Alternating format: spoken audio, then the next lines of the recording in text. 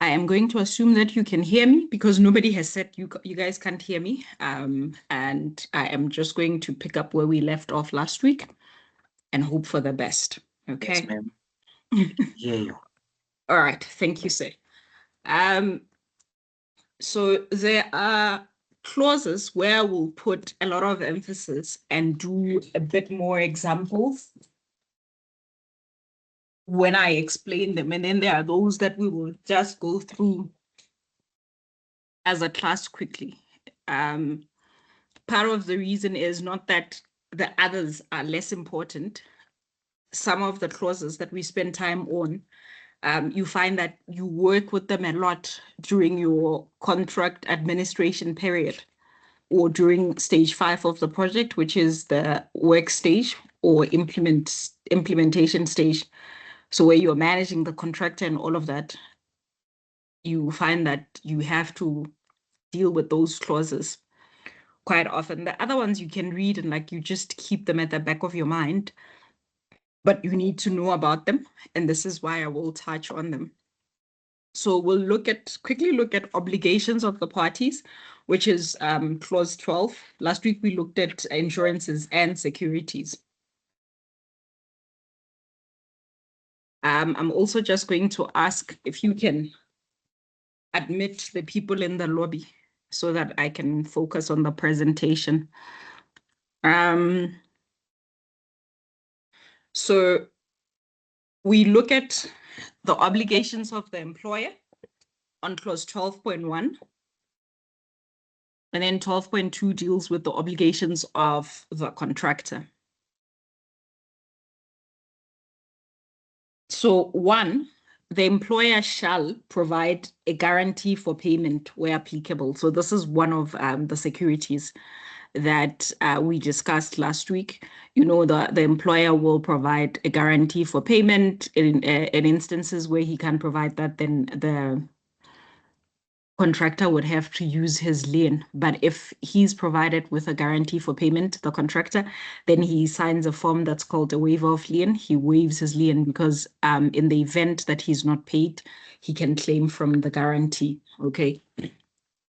And then 12.1.2 says record specific requirements where the existing so the employer will record specific requirements where the existing premises will be in use and occupied during execution of the works, including restriction of working hours. So this is the information that the employer should give the contractor to say, okay, you're going to be building here. However, this corner is occupied. So this is a live environment. So this is not one of your work areas. Part of the reason is they need to demarcate where the contractor's areas are and the areas that are occupied during the execution of the works. Also, if there are any restrictions to working hours, to say to the contractor, listen, you can only work between 9 and 5, and during certain hours, you can't make noise. You know, so for instance, if you're building close to a church and you're pressed for time, and now you want to finish, so you're putting in extra shifts and you end up working on a Sunday, that becomes a problem because now there could be a church service going on and your workers are busy there with their hammers and stuff, right? Sometimes you find that the church has a service daily, right? So if you're a Catholic like me, you know, we have mass daily at maybe 30, 45 minutes. But during that time, if there's construction work going on, we would ask them to say, please, between 1:15 and 2:00, can you try and be less noisy? Okay. Sometimes you're building close to a school, and during school hours, can you not do the noisy activities and save them either very, very early in the morning before learning starts, or so that's the contractor would have to get that information from the employer. Okay, and the employer would also have to define any restrictions to the site or areas that the contractor may not occupy. So if there's restrictions to the site, if there's a servitude somewhere, if there's something that the contractor needs to be mindful of, the employer needs to tell him, because remember, based on the JBCC, the employer does the design and the planning, and the contractor only comes to implement or to construct. Okay. So Another obligation, the employer must give possession of the site to the contractor on the agreed date. So if they agreed that on the 3rd of May, you're going to take possession of the site, that's what the employer should do. 3rd of May, they give the contractor possession of the site. They should effect and keep in force insurances in the joint names of the parties. So where the employer is responsible for insurances, he needs to initiate them and then keep them in force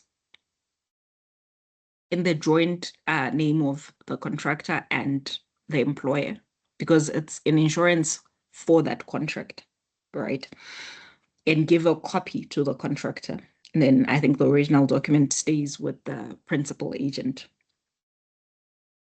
If there are any advance payments to be made, the employer must make them where required as agreed on the correct date. Interim payments, the employer is obliged to give payment on the due date. If the agreement is the contractor will be paid on such and such a date, or evaluations will be done on the 25th of every month, and then payment will happen 30 days from there, that's exactly what should happen. The employer has to do that contractually. Okay. They must also allow reasonable access to the works by the contractor and subcontractors post practical completion. So subsequent to practical completion, the contractor should still have access to some of the works, because remember at that time they're dealing with snags. If the agreement is that the employer will supply some material, so we have free issue material, the employer should supply it such that it's in accordance with the program. So supply it at the right time so that you don't delay the contractor, okay? The employer also has an obligation to define the extent of work that's going to be done by direct contractors. So if there are going to be direct contractors on the project, they need to inform the contractor. This work is for the direct contractor. This is when we want them to come, so that when the contractor does his program, he has that in mind, and he also knows when they arrive on site, he can show them where to keep their things, and all of that. Okay. The employer also has to ensure that the principal agent and all the other agents provide adequate construction information to the contractor, and they provide it on time. If the agents fail to give the contractor design information on time and the project runs late, that will be to the employer's cost. So the employer has an obligation to ensure that that doesn't happen. If it happens, then he's going to have to carry the cost of the delay. And then at the employer's discretion, they can make a direct payment where the contractor has failed to honor a nominated or selected subcontractor payment advice after notice of default by a subcontractor to the principal agent, and the employer and the contractor. So in the event that a contractor is paid, but he doesn't pay the nominated or the selected subcontractor, then the subcontractor gives notice to the default notice to the contractor to say, you haven't paid, I've put in a claim, you haven't paid. Then they also give that notice to the principal agent and to the employer. If the contractor still fails to pay, at the employer's discretion, they can pay the subcontractor directly. Okay, so that is 12.1.13. It wasn't always there, but with the way things were going on site, where you find contractors getting paid and then disappearing with the money and not paying subcontractors, it became something they needed to empower the employer with such, because then it becomes a problem. I think we spoke about privity of contract, and that there is no privity of contract between the subcontractor and the employer. However, the JBCC has made provision for the employer to make, so they can use this clause to say, dear contractor, the payment for the subcontractor was made, everything was done properly, you had the money, but you did not pay. Therefore, going forward, because if the subcontractor stops working, the employer suffers. Going forward, I will pay them directly, I will make this payment directly. they can give the contractor time to say, if you don't pay them within 7 days, this is how we're going to. So, but that is just to empower the employer to make sure that subcontractors are not cheated out of their money, which happens quite a lot on construction sites. Then 12.2 deals with the obligations of the contractor. So the contractor, he has an obligation to inspect the site, look at any existing structures, and make sure that he's acquainted with the conditions under which he's going to undertake the works. The means of access, any matters which may influence the execution or the pricing of the works. So when we advertise or when we go out to tender, we advertise tender and then we want contractors to respond. There's usually a side briefing. Your hand is noted. I don't know who it is. Oh, no, let me just finish this thought. You call all those prospective contractors or the tenderers onto site. You do a walkabout so that when they price the tender, they have an idea of what they're looking at or what they will be pricing. So the contractor is expected to acquaint himself with the conditions for pricing and anything that may hinder work. It could be that in the bill of quantities, we didn't include the fact that the site may be inaccessible to big trucks. When the contractor is pricing and he puts in his preliminaries in general, he has to bear that in mind and say, because there's access issues, I'm going to have to create a path to the site and this is why my P's and G's are so high. Nontobeko, you can come through. Thank you, Miss. Good evening. I just wanted to know or to find clarity on the point that you just mentioned now, that a subcontractor can make an application to the client to be paid directly. So in an event that does happen, as we all know that for every claims that are submitted, they need to be verified. So if the contractor's QS is not verifying the subcontractor's claim, who is verifying the claims? Is it the client QS, or they just take the subcontractor's claim as it is and look at what you have submitted in your claim and then make a decision? Thank you. So when the contractor claims, let's say the subcontractor is doing plumbing works, right? Or electrical works. When the contractor is claiming, he's going to claim for all the work done, right? He claims for all the work done under him, which is with the subcontractor and everyone. He may state, so for instance, electrical works will always be claimed under electrical, and the electrical engineer will check that this is, so the client's electrical engineer will check. Generally, QSs do not check electrical and mechanical works, specialist works. You don't usually get QSs checking it. So I'll find another example where we're talking about a subcontractor that's doing building where the QS is involved.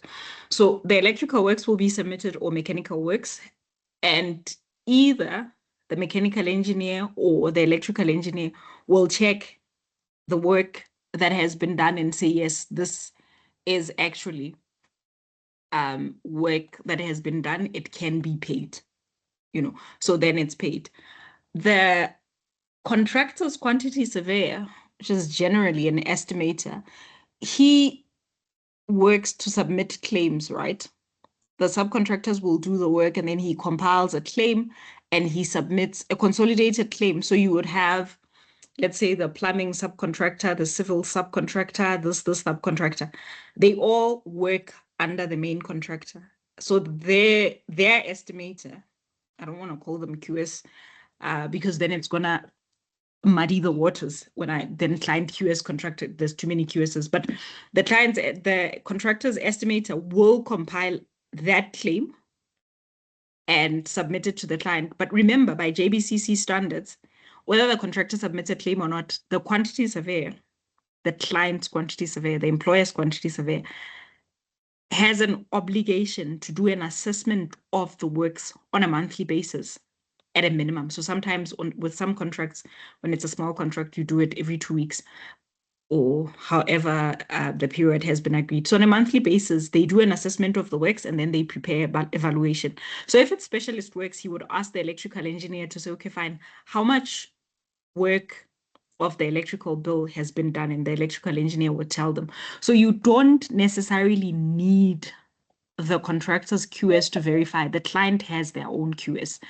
And just for correction, what I'm saying, or what that clause says, is that at the employer's discretion, they can pay the subcontractor directly, provided that the subcontractor issued a default notice to the contractor and the contractor failed to honor it. So what you need to look at this clause in conjunction with is the nominated and selected subcontractors agreement, which you have a copy of, to say, okay, what are the conditions? What is the notice period, default notice period for the subcontractors? If that has been done, because when they issue that notice, they will also notify the principal agent. Because remember, when the quantity surveyor does the main valuation, or the valuation, which will be signed by the principal agent, the subcontractor certificates are attached as backup, to say electrical works, this is how much. So the subcontractor, the amount that's due to the subcontractor is known, it's measured, because when subcontractors are appointed, there's a bill, that's put in place. So all that information is there. It's not up to the contractor's QS to verify the work. It's up to the employer's team. So the QS, the engineers, to say, yes, this is the work, because the contractor's QS can compile a claim, and you have the client's QS saying, nope, I can see you're claiming for 1.4 million, but we're going to pay you 900,000 because this work is not complete, or this. So it doesn't actually need the contractor's quantity surveyor. And contractually, the subcontractor is still contracted to the main contractor. So even as he does work, he's doing it under the main contract. If the main contractor sabotages him and then the subcontractor fails, the main contractor would have to carry the cost of that failure. So the project runs longer or anything like that. So them wanting to sabotage them by not including their claim would be a breach of contract. I don't know if you are answered.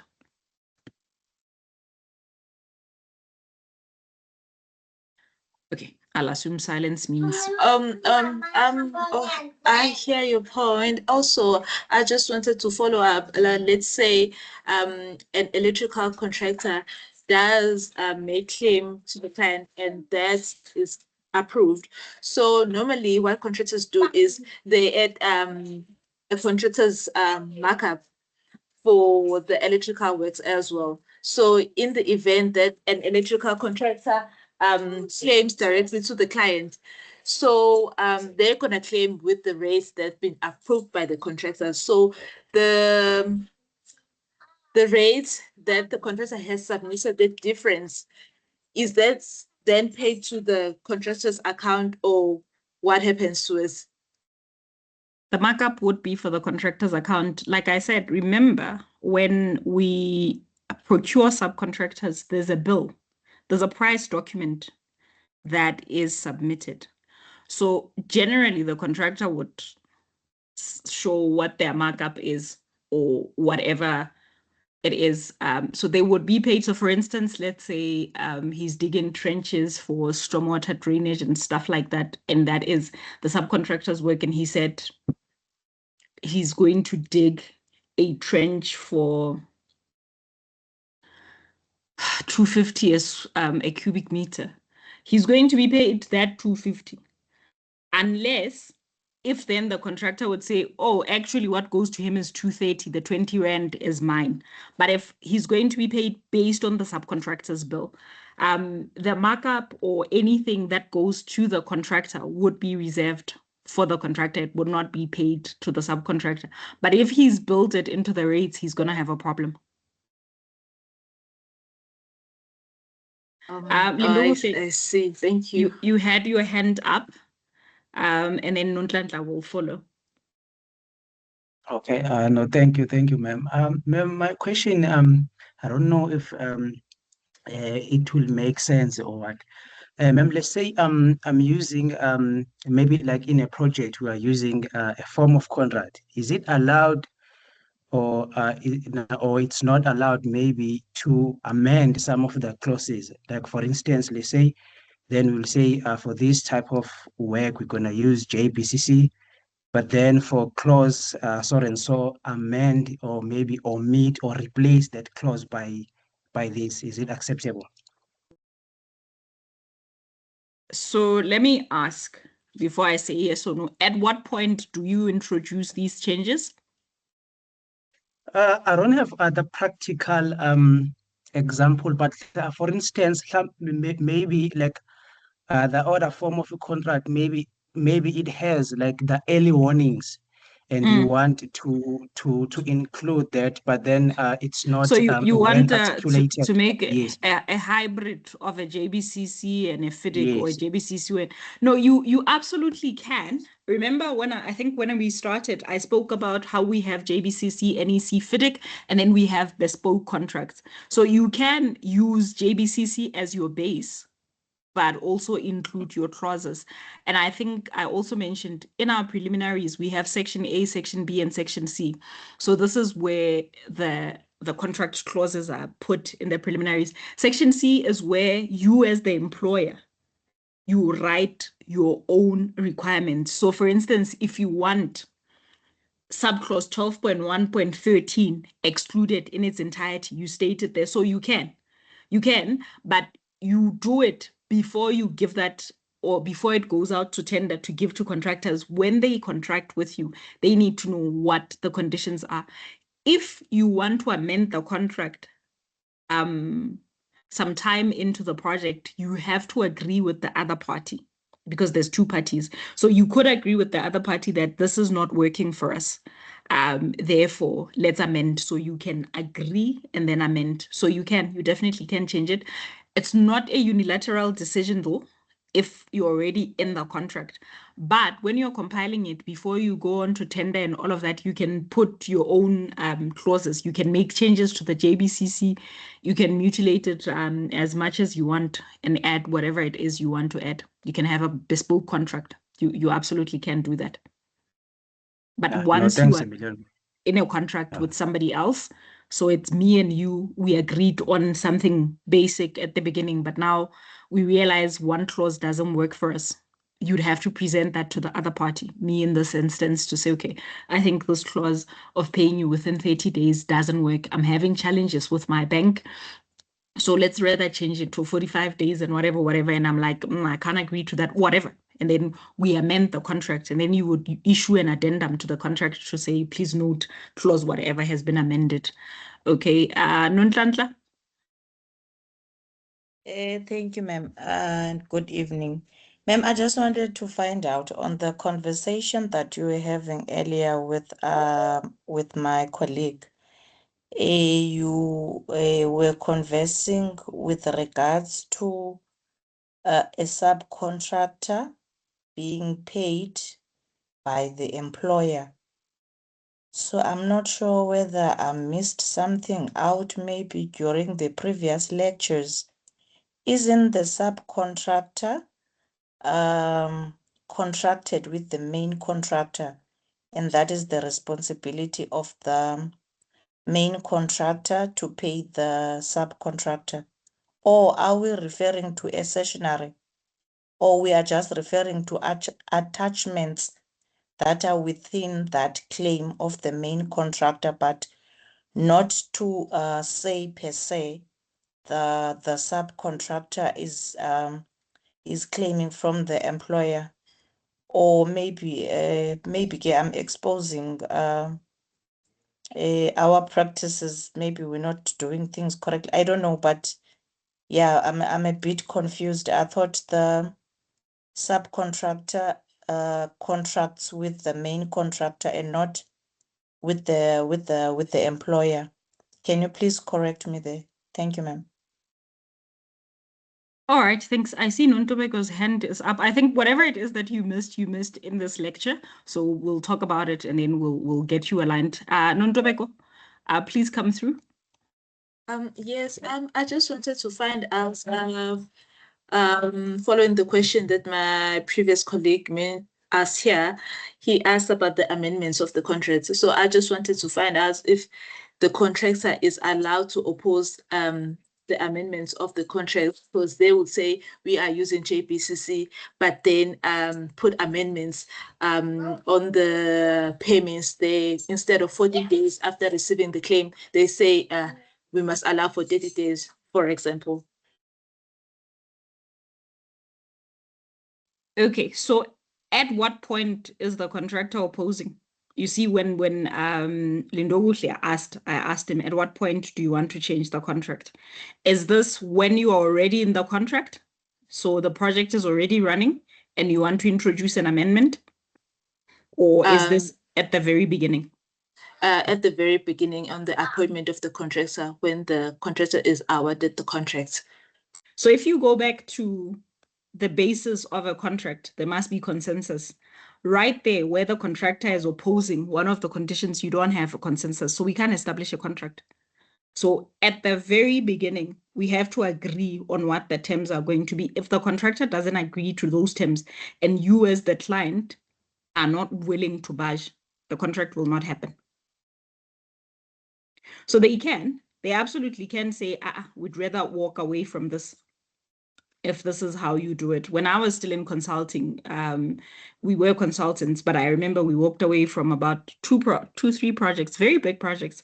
One, we were not in agreement with the funding model, and we thought from an ethics perspective, we can't be associated with this. So the contractor at the beginning, so when you receive tenders, sometimes you get tenders with qualifications, right? You've given them your terms and then they come back with qualifications. You can decide whether you accept those qualifications or not as the employer. And if you don't accept them, that means you can't have a contract because you are not finding common ground with that particular party. So if you're already within the contract, you've already agreed on something and I want to introduce a change. I'll give you an example. We had a contract with one contractor. We eventually had to terminate him, but he was almost done. He was like at 80%, but he was having serious financial problems. And he said, if we could release him from, so the project had gone on for too long and extending the guarantees, the performance guarantees was becoming expensive for him. So the guarantee had expired and he had to start it again. And he said, can we amend the contract? Because I think he was at 85%. I'm only left with 15% of the work, where you take 10% payment reduction as opposed to me having a guarantee. And when the client looked at it, it was a case of if we refuse this and we get a new contractor, chances are that contractor is going to be a lot more expensive. Whereas we can just allow this one, keep the 10% and then do that. In the event that we had said as the client, we can't accept payment reduction, we want a bond, and he says, no, I can't provide a bond or a guarantee, I no longer have money, he would have walked away. He would have had to terminate him. But then it was amended because there was an agreement. So again, you go back to the basic principles of a contract. If you can't agree, then you don't, it's one of the bases for a contract. If you can't agree, then the contract will not happen. So I'm going to go back to Nonhlanhla's question. I thought you wanted to address it because I had been responding to you. So Nonhlanhla, I was not ignoring you. I'm going to read to you clause 12, subclause 12.1.13, okay? And it says, at the employer's discretion, at the employer's discretion, make direct payment where the contractor has failed to honor a nominated or selected subcontract payment advice after notice of default by a subcontractor to the principal agent, the employer, and the contractor. So that is where it comes from. What you're saying is exactly what I said, and I spoke about preview of contract to say that the subcontractor is contracted to the contractor. So there is no preview of contract between the employer and the subcontractor. However, it happens a lot that contractors don't pay subcontractors, and then the subcontractors will block the site and work can't proceed, and the client has a problem, right? And I even said, which is what I think you missed, that long explanation that I meant, I even said that this never used to be a clause. It was added as a way to empower the employer to be able to pay subcontractors. Because if selected subcontractors are not paid and they don't proceed with the work, it means the project will be delayed. And contractors do that quite a lot. So contractually, you pay the contractor, he pays the subcontractors. But what happens when he doesn't, which happens a lot, and that is why that clause is there. It is to give the employer power to do something about it. Because before, you would have to sort of ask the contractor for permission to take money. He would have to sign that sessionary form, or he would have to sign a session, seed that payment to say, okay, fine. Out of the 1.5 that we have to pay you, 450 is for the subcontractor.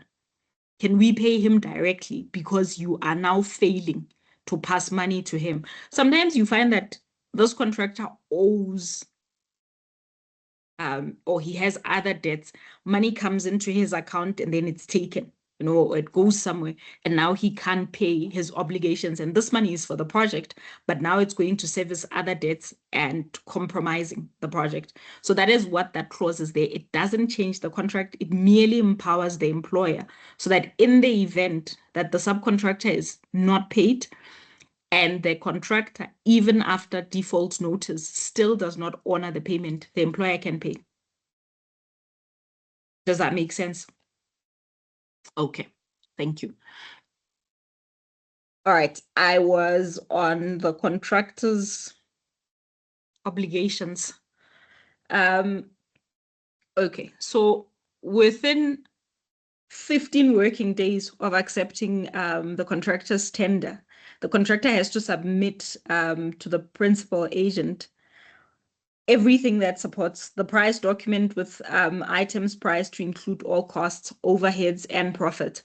So this is generally how the JBCC works. Is when tenders close, tenderers would submit tender forms. So an envelope with a tender form. And in that tender form, they would have stated their name and all of that and say, I, as Letsatsi Construction, I will do the work for, let's say, 15 million.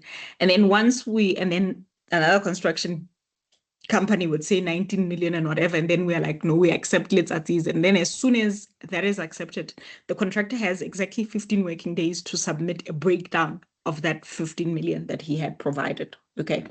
So this is where that comes from. Okay. So how they break it down, and then the quantity surveyor, the employer's quantity surveyor, would go through that bill of quantities to check if there are any errors, any discrepancies, any imbalances, or any unreasonable price documents. Generally now, when we ask for tenders, they submit the price bill. So you can actually just analyze the price bill. So this clause 12.2.2 doesn't always work because they submit the priced bill with the tender document. So when they say 15 million or whatever, they've given us a breakdown of that. Okay. So that's where that 12.2 is from. 12.2.3, they must provide a guarantee for construction. 12.2.4, the contractor also has to provide a guarantee for advance payment where applicable. If he's going to get an advance payment, then he must provide a guarantee for it. That's one of the obligations. He also has the obligation to effect and keep in force insurances in the joint name of the parties. Any insurances that he's responsible for, he must make sure that they're effected and they stay in force until such a time that they're no longer required. He must prepare to and submit to the principal agent receipt of construction information upon receipt, like within 15 days of receiving. So remember, when we go out to tender, we give the contractor tender drawings, and then he prices based on the tender drawings. Once the tender has been accepted, right, within 15 working days of receiving the construction program. So at this point, once he's been accepted and we accepted his tender, he's now a contractor. The client's team, the principal agent and the other designers, they will give the contractor construction information. So now those tender drawings become construction drawings. There's a lot more detail, all of that. So within 15 days, 15 working days of receiving that information, he must submit a program of the works with detail to the client, to the principal agent, so that the principal agent can monitor the project based on the program that the contractor submitted. So he's been given information to say, this is what you need to do, this is what's required. And then he gives a program. Generally, at tender stage, some tenders will require that you give them a preliminary program, just something, and then you go into detail once you are appointed. So in this instance, the JBCC is assuming, or maybe that the program was not submitted with the tender. So then once he has the construction information with construction drawings and all of that, all the specs, within 15 working days, he must provide a program. And that program is what's going to be used as a basis to say you're running late, you're ahead of time, or whatever. Okay. And then once he's given possession of the site, he must proceed to do the works with due diligence, regularity, expedition, skill, and resource the project appropriately, and bring the works to practical completion and final completion as expected. So it's one of the obligations. You can terminate a contractor and say he was not doing the work with skill, or he didn't supply appropriate resources. So you can use that, okay, to say we've given you the site, but the people who are here, you don't have the team that you had tendered with, or the skill set that is required. And the contractor has an obligation to provide everything necessary for the proper execution of the works in compliance with the agreement. He must coordinate his program with subcontractors and direct contractors' programs. So his program should take into account because the subcontractors would have provided their program to him. So it should take that into account. It also should take into account the program of direct contractors. So how long they're going to be on site, when they will arrive, when they will leave, when they will need to have access to scaffolding, and all of those things. He should take that into account. And he's expected to regularly update the program, illustrating progress of the works and revising the program where the principal agent has revised the date of practical completion. So on your monthly site meetings, okay, sometimes they're fortnightly, the contractor would report on the program. So every site meeting, he will provide an updated program to say, we've done 40% of the work. This is how much work is left. This is how much time has lapsed. This is, we may be running late, all of that. So he reports on that to the principal agent, and the principal agent monitors based on that. He's also obliged to cooperate with the principal agent in preparing cash flow projections and compilation of payment certificates. So based on his program, you sort of have to do a cash flow projection to say, okay, we project that by the end of the first certificate, this is how much work would have been done. Therefore, this is how much would be paid Those projections are important to the client so that they know beforehand how much money they need to prepare for the following payment, how much money they need to get ready. Not everyone has that money sitting in a bank somewhere. It's like, okay, fine, how much money, how much I need to notify the bank, I'm gonna need so much in so many days. So the contractor needs to provide the information required for the principal agent to prepare those. They must also maintain daily records of categories of persons and construction equipment employed on the work. So those daily diaries. So, okay, what was there on such and such a day? Who was, so the people coming onto site, like they clock in, they clock out, who was on site, all of that information, okay? Nonhlanhla, I note your hand. They have to also keep on site a copy of all construction information that is required for the execution of the works. And the employer and the employer's agents, including the principal agent, should have reasonable access to this. So, you know, when you're on site and you just, you walk into the site office, you'll find the plans on the wall. Sometimes they've put them on, they usually hang them on something, and then you can go through that, you look at, so that information should be reasonably accessible, okay? They must also give notice to the principal agent and the employer where items of free issue have been received damaged prior to storage, or where on unpacking they found that the material are not to be found in good order and they can't install such items. So they will say, well, you delivered 76 Meranti doors, but actually some of them are faulty. They are factory faults. We need you to replace them, and then the client says, just install them as they are, it doesn't matter. And they're like, okay, fine. So this is all in writing so that they can say, okay, fine, when the doors break, that was your free issue material. We did say it was faulty. And then they should provide, maintain and remove on practical completion all temporary structures. So construction equipment and notice boards, everything that was temporary for the project, they remove at practical completion. And then they give back the facility to the employer in good condition.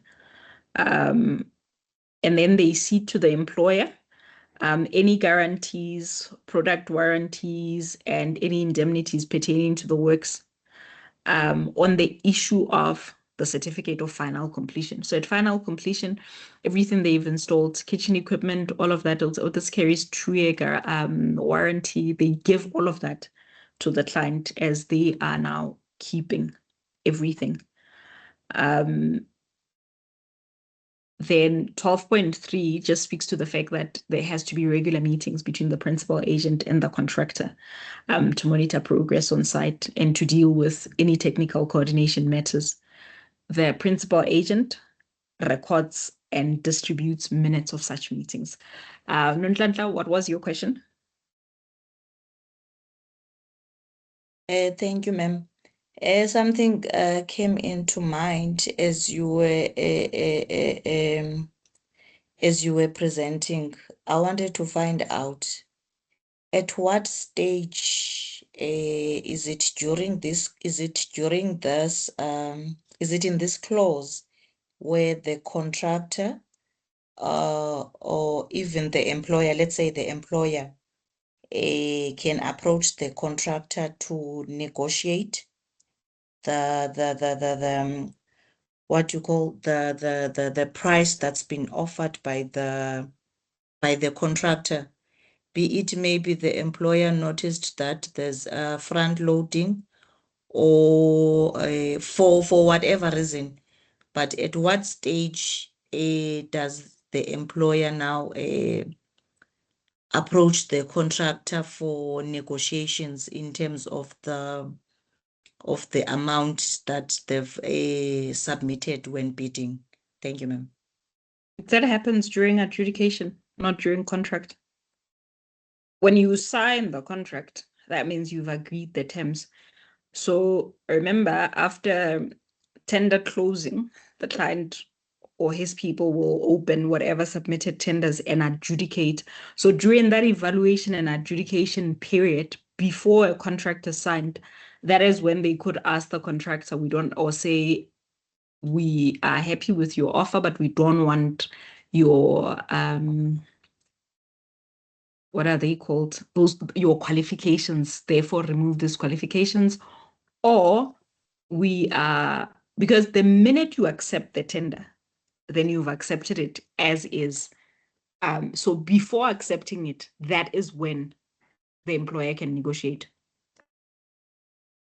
So Okay, so yeah. legally, if now you do not, as the contractor, you do not agree during those negotiations, so legally, there is no, the contractor does not have any stand.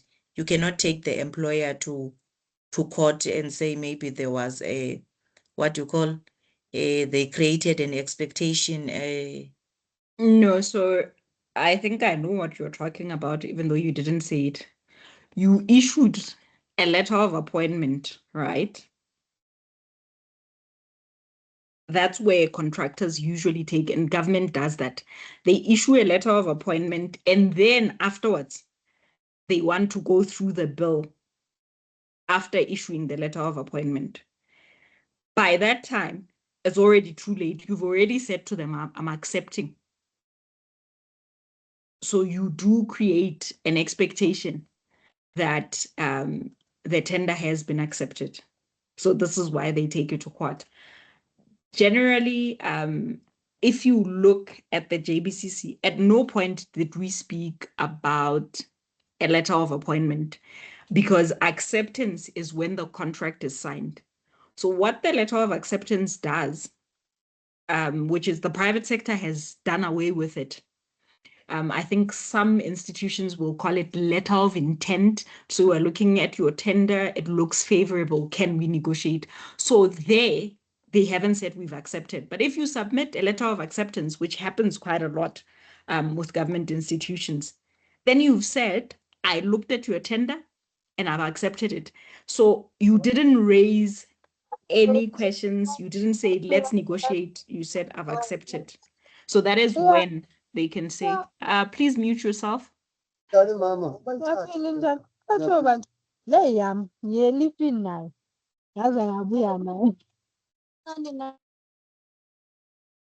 Shifua, please keep yourself muted.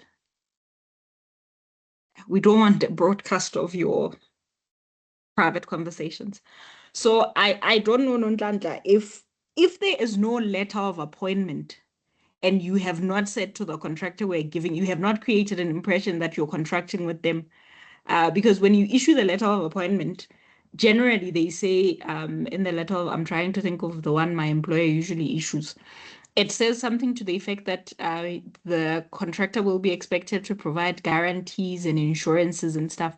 So when they get that letter of appointment, they go look for those things. And then once they've provided them, then they sign the contract because everything has now been presented. However, that letter is generally what holds water for the contractor to say, no, you gave me a letter of acceptance to say you like my tender. You can't change your mind now and speak about front loading and all of those things. Does that make sense, Nonhlanhla? Yes, it does. Thank you very much. Okay. That's when they invite the lawyers, and then the lawyers start interpreting the contract and changing what you understood. Lindokuhle, your question, sir? Thank you, ma'am. I'm sorry to bother you like this. Ma'am, you spoke about the letter to intend to appoint. In that case, ma'am, let's say you are issuing to that letter, that letter to that contractor. Would it be fair or would it be unfair, like the other contractor might say, for us, we were going to accept the tender, but then we were not, we didn't have a chance to get the letter to intend to appoint. So, like, is it the right procedure, or if you issued that letter, should you issue maybe like the top 3 contractors, or you should issue to that contractor who is like the top priority? Samson. So In my experience, there are no hard and fast rules in terms of who you intend to contract with. What is important, and part of the reason I raised the issue of the letter of intent, okay? So I'm trying to think of an example. Let's say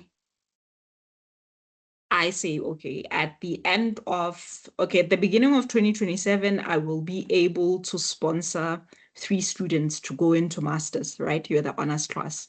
And these are my requirements. Please put in your applications.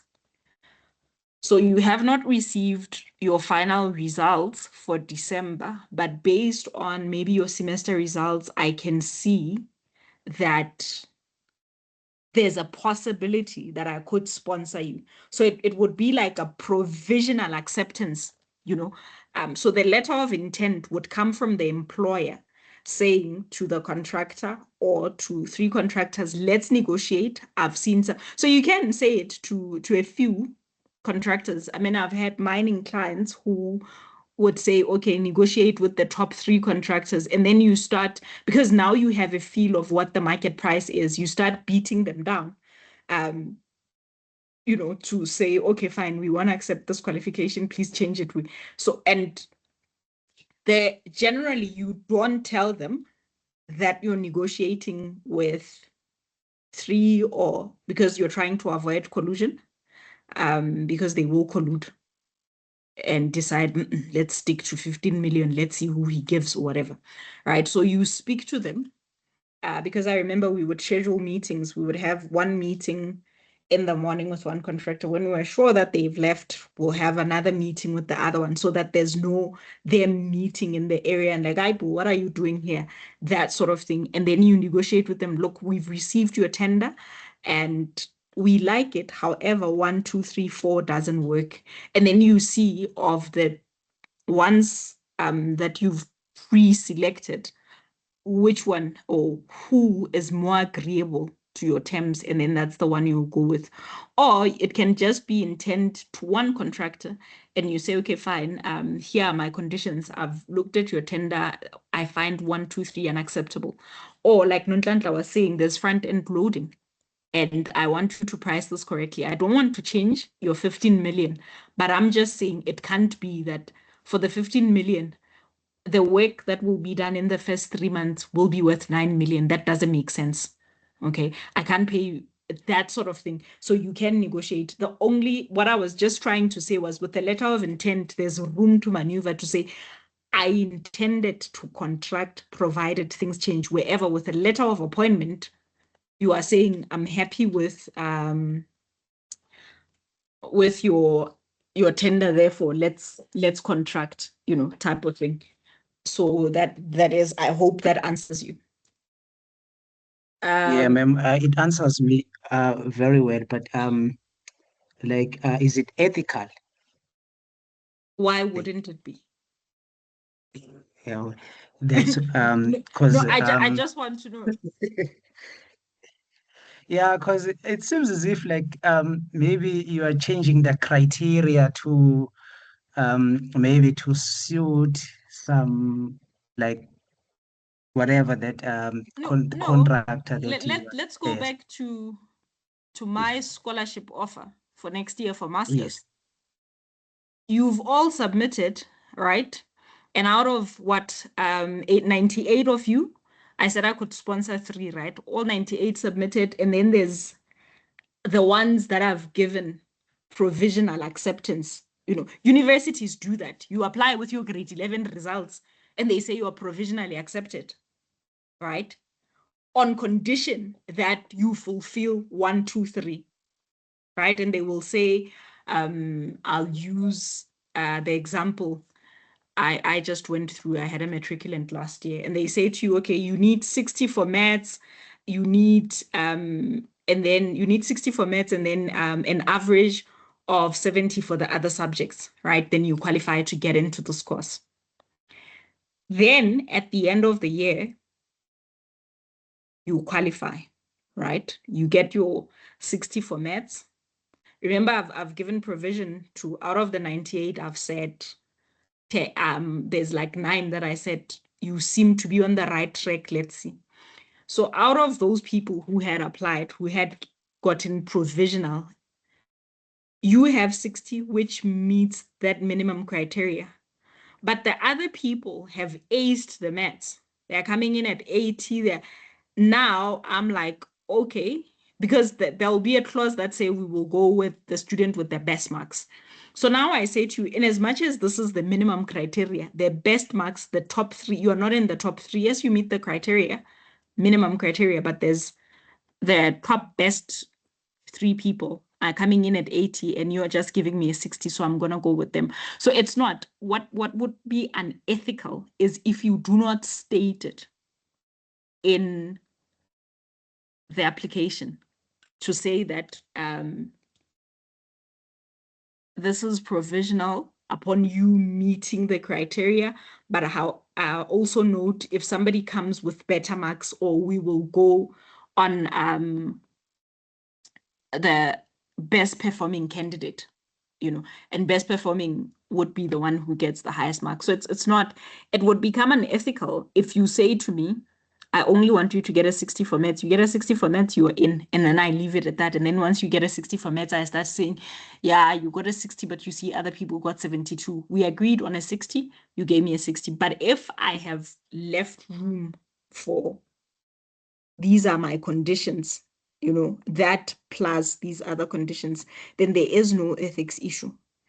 This is why, I don't know if you guys watched the news, but was it last year? Last year, there was a family that wanted to sue UJ because they had given their son provisional acceptance. And then when matric results came out, you wait for that final acceptance where you don't sleep because they'll take it away if you don't accept it, that sort of thing. And then the acceptance never came. And the family was saying they had already given this child provisional acceptance. They made him believe that he would be going to UJ. And people who had to advise them had to say, did you read the conditions in the form? Do you understand what provisional acceptance is? So it's a similar thing. When we did procurement and tendering, I did say that the client is under no obligation, or the employer is under no obligation to appoint the lowest or the highest or any tender. They can go out to tender and then afterwards decide we're not accepting any of the tenders and not proceed with the project, or re-advertise. So also that condition to say, okay, fine, we've received, but we're not quite happy, so we're going to negotiate with the top 3 and see which one we can work with. They would still be well within their rights. Okay. I hope that answers. Thank you so much. Thank you so All much. right. So Yeah, setting out. Ooh, I've moved forward, ne?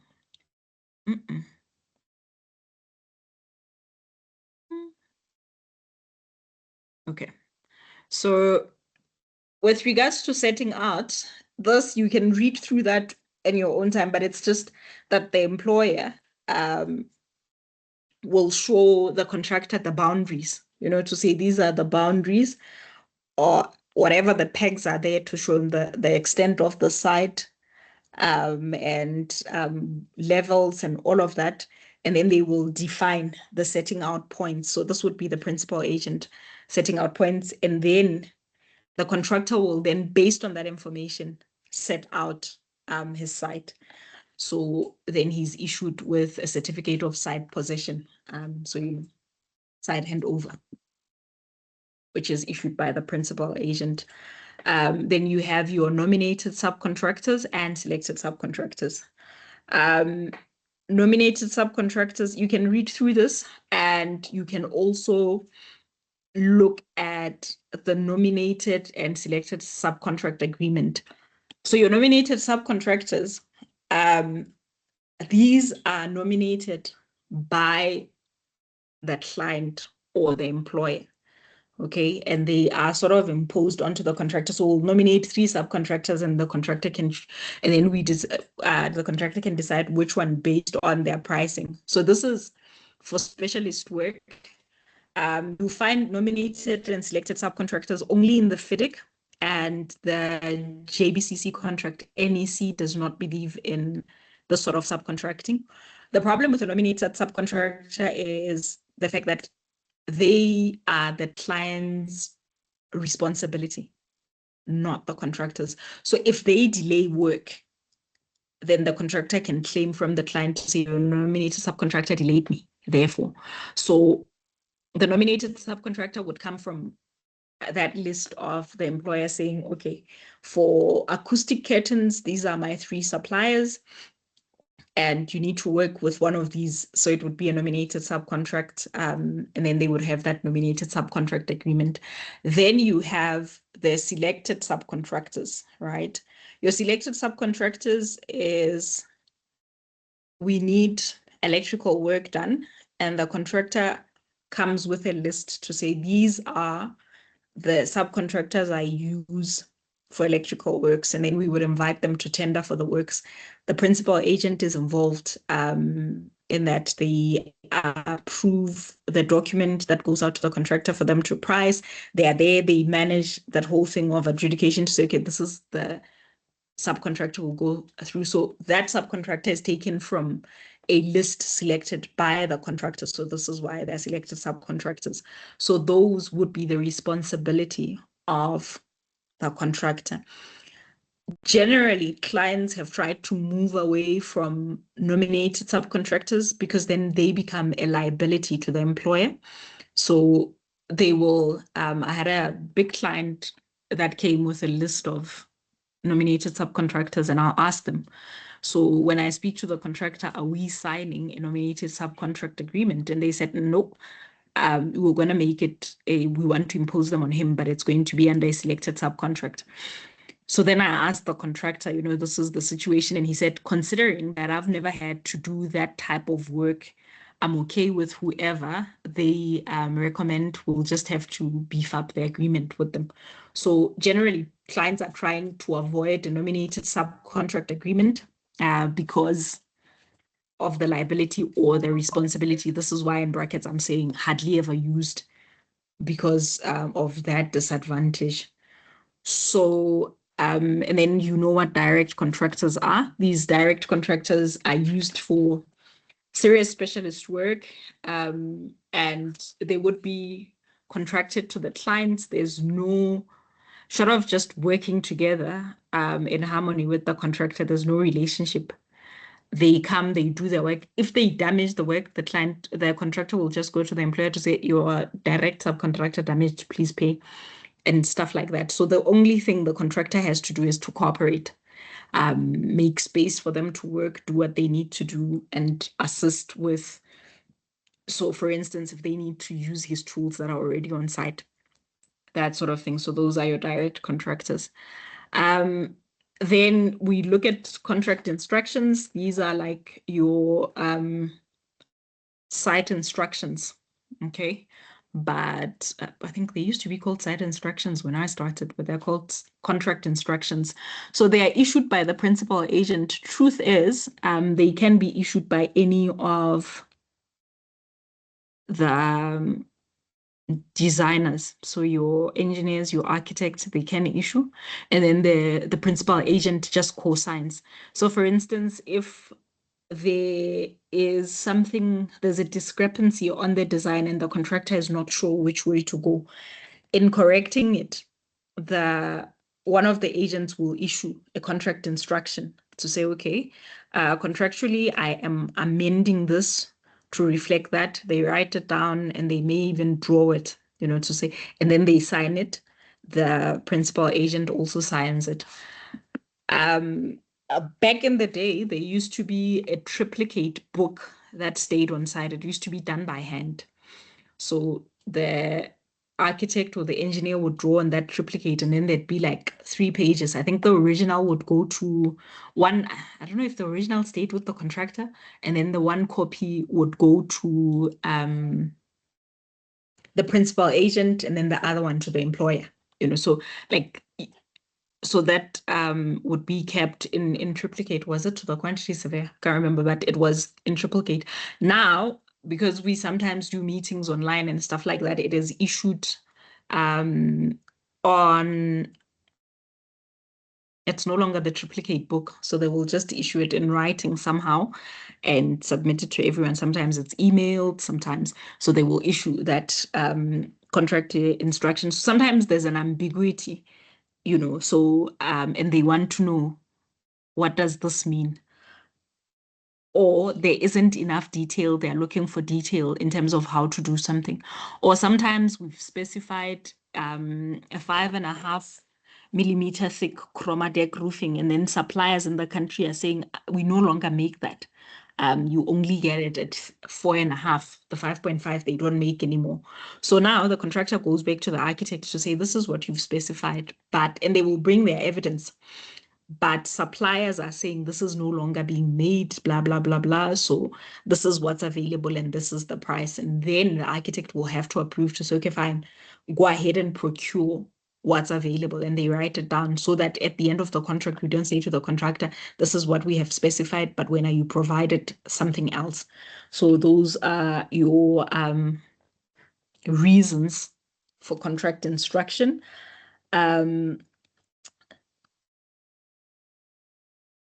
The whole idea behind contract instructions is that they do not substantially change the scope of the works.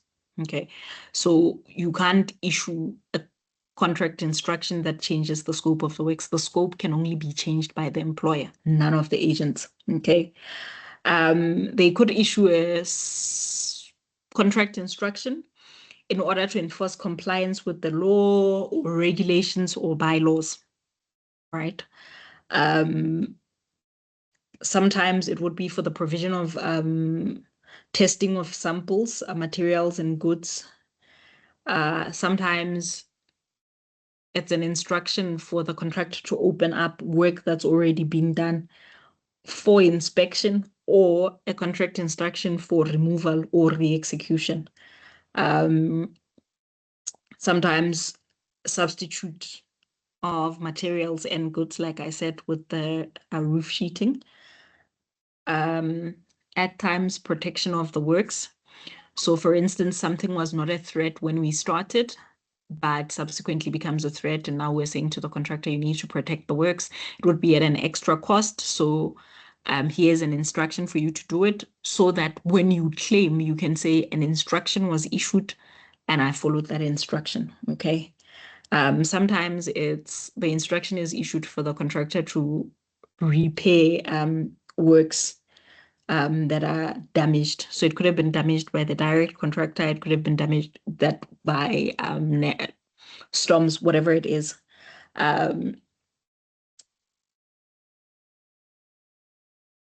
Then you have a contract instruction, which would be like a list of practical completion, where they are specifying outstanding or defective work that needs to be rectified in order for the project to reach practical completion.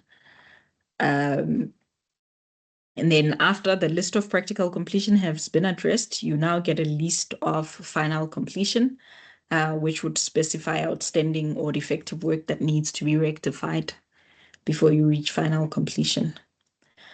You get contract instructions as well. So when you are getting onto provisional sums, budgetary allowances, and prime cost amounts. So if there's any changes, so we had a provisional sum of 750,000, but now it's coming in at 950 and stuff like that, there would be a contract instruction. There would also be a contract instruction for a subcontractor to be appointed. That would be an instruction from the principal agent. They could also issue a contract instruction to instruct the contractor to terminate a nominated or a subcontract agreement. And then they will provide the reason. Direct instruction, well, not direct, contract instruction to say we will be bringing direct contractors to do certain work. Again, back to my project that where the contractor asked for a 10% payment reduction as opposed to providing a performance guarantee, and this was 85% into the project. There was work that this contractor was supposed to do, so connecting the sewer line to the municipal sewer. And he did such a bad job, and then he was told, this work is defective, please fix it. he would fill up, after digging and putting the pipes, he fills it up with rocks, and these rocks break the pipe. So we keep saying, no, get this type of filling, use it, and our contractor doesn't listen. Eventually, it was decided that we're just going to get another contractor to come and do that particular portion of the works, because otherwise we're not going to finish. And if we're not connected to the sewer line, Midval is not going to give us certificate of occupation for the building.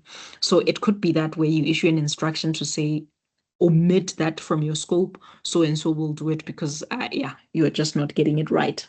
Okay. It could be an instruction to remove any person who's employed on the works and maybe they've become a nuisance, or remove a person who's not engaged or not connected to the works but happens to be there. There could be a contract instruction on suspension or termination of the works. So for protection of the works, so okay, fine, since you're on suspension, please do this to make sure the works are protected. Removal of construction equipment, surplus material and goods. And the contractor has an obligation to comply with all contract instructions and duly execute them. The only time the contractor can refuse a contract instruction is when he has reached practical completion. After practical completion, we don't take any contract instructions, which is like additional work and stuff like that. It could be just a list of final completion, then that's acceptable. But otherwise, no, they don't. These instructions, like I said, have to be in writing. The contractor is under no obligation to enforce oral instructions. Okay. I am going to ask that you go through practical completion. That's what we will discuss next week. Interim completion, because we're dealing with completion. Interim completion refers to completion by subcontractors. So when a subcontractor completes the work, they will be issued with an interim completion certificate signed by the contractor. And I think the principal agent co-signs that that subcontractor has completed their work. So yeah, that is where I will stop for today. I'm done with the preaching. Next week we do practical completion, and then defects liability, and hopefully, yeah, revision of practical completion. Are there any more questions?